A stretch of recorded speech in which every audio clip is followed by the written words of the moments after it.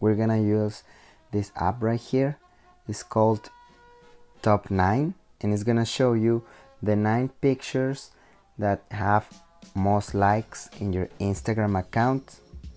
And we're gonna launch it, and you're gonna see it like this, and it's gonna ask you for your Instagram username. Then tap on continue, and then you're gonna have to provide an email.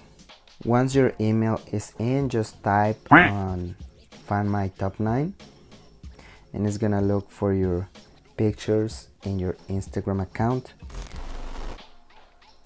And this is how it's gonna look. You're gonna get 3 by 3, and these are my most liked pictures. And also you're gonna get some numbers right here: post, likes per post. And you can save this collage by tapping on this option right here, the blue button on the bottom.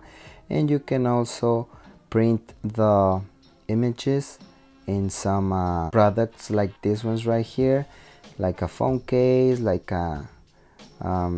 posters and whatnot. So that's what you can do. Thanks for your time, and if you want to support this channel, I'm gonna leave some links in the description.